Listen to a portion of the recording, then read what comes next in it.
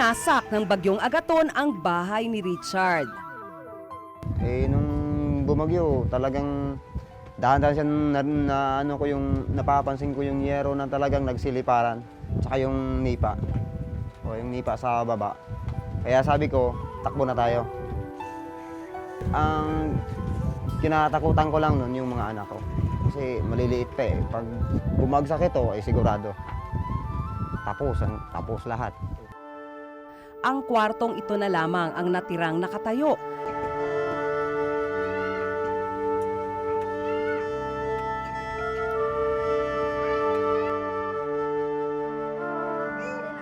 Nagsisiksikan sila rito ng kanyang asawa at 7 anak. Problema rin ni Richard ang pagkain ng kanyang pamilya. Isang pirasong itlog at kanin na bigay pa ng kanyang biyenan ang kanilang almusal. 2 linggo na kasing hindi nakakapalaot si Richard dahil sa sama ng panahon. Talagang mahirap dahil pag malakas ang hangin, hindi ka makakaporma dun sa laot kasi malakas kang itutulak ng hangin. Kaya kung anong uri ng panghuli namin sa isda ay hindi obra. Kasi talagang lilitaw siya sa sobrang lakas. Bahagyang gumanda ang panahon. Nagdesisyong pumalaot si Richard.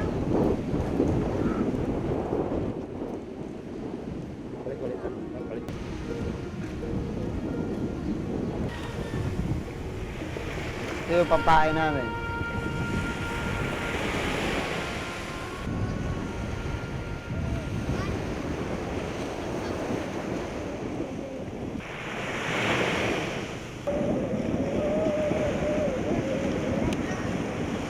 Malakas pa rin ang hangin sa gitna ng dagat. Mga mahigit na 1 buwan, itong hangin na to. Walang kung titigil man siya, pero hindi naman pwedeng pangisda dahil medyo hapon na. Pagkatapos mamaya babalik ulit, kagaya kanina ng umaga, di ba medyo humina siya, pagkatapos ngayon bumalik ulit. Walang ibang alam na hanap buhay si Richard. Talagang pinilit ko na lumaot ako para may mahuli akong isda kahit papano, para may pang-ulam lang ng pamilya ko. Pero ang nangyari, 2 oras ako doon sa dagat, 2 piraso lang nahuli ko dahil sa lakas ng hangin. Kung anumang pagbabago na may mangyayari sa ating fish stock, ganun din sa ating marine wildlife, ay malaki ang epekto nito. Ang economic impact nito ay talagang malaki para sa bansa at para sa mga komunidad na doon kumukuha ng pagkain.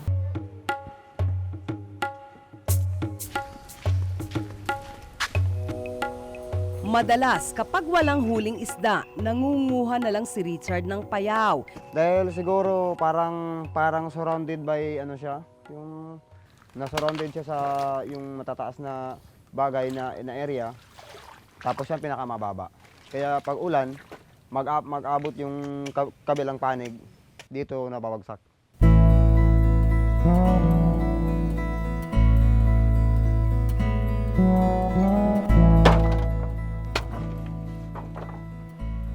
Ito ang pagsasaluhan nilang mag-anak.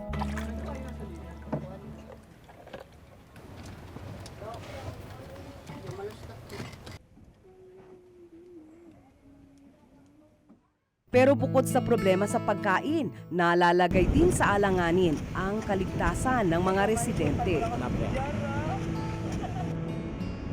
Sa unti-unting pagtaas ng tubig sa dagat, posible raw lumubog ang mga maliliit na isla tulad ng Siargao. Yung sea level rise kasi nga nagkakaroon ng pag-init ng karagatan. Tawag nila thermal expansion o ocean expansion pag umiinit. So ang nangyayari, maliban din sa melting of the ice, dahil na rin sa pag-init ng karagatan, nagdudulot din ng expansion yung pag-init mismo ng temperatura ng dagat. Yung explanation nun is, yung projection naman nila sa sea level rise ay at the end of the century. No? Sabi nila matagal pa. Pero may nakikita na rin kasi tayong pagtaas ng tubig na siyang kadahilanan na may mga komunidad na tayong nakikita na lumilipat na lang halos 3 beses nung nakaraang 5 taon dahil kinakain na rin yung shoreline. Sa pag-aaral ng World Bank, nahaharap daw ang planeta sa mas matitinding bagyo at storm surges.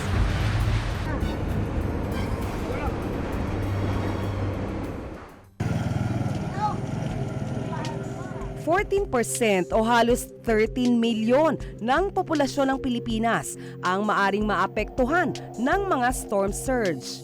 Halos kalahati sa mga maaapektuhan ay yung mga nakatira sa tabing dagat.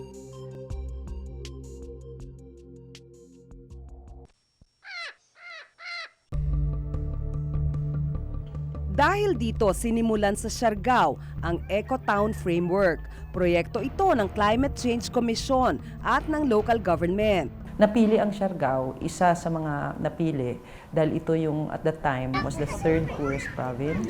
Doon nakita, doon sa assessment namin, na may mga ilang lugar doon sa munisipyo na tinayuan ng mga bahay, may mga development na doon sa lugar na kung titingnan mo after ng assessment ay hindi pala dapat dahil una malambot yung lupa kasi wala silang tinatawag doon na full multi-hazard maps kung saan magkakaroon ng informed decision o yung tamang pagdidesisyon sa development planning ng local government. Isa ang bayan ng Del Carmen sa mga sakop ng proyekto. Kasama sa proyekto ang pangangalaga, pagtatanim at pagpaparami ng mga bakawan.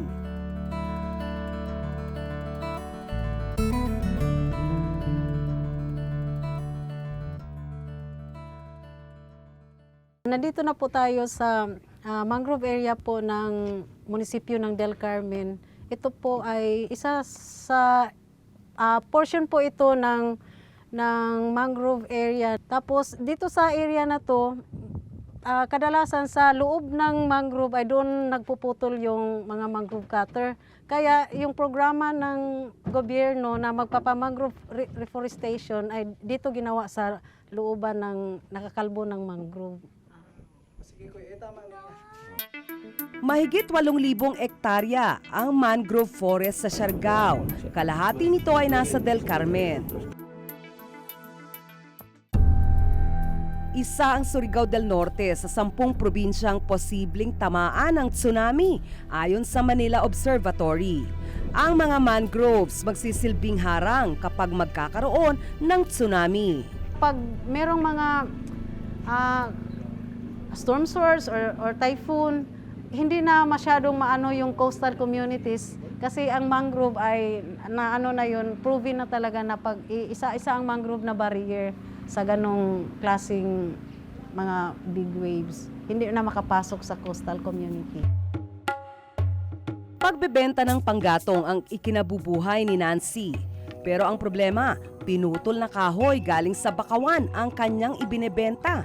Ipinagbabawal ito. Ang sinumang mahuling gumagawa nito ay maaring makulong ng hanggang 12 taon o magmulta ng 80,000 pesos. Wala rin kayong magawa. Kung hindi rin kayo kukuha, wala rin kaming income. Wala kaming pantustos. Noong 2009, ang Surigao del Norte na kinaroroonan ng Siargao ang pangatlo sa pinakamahirap na probinsya sa buong Pilipinas.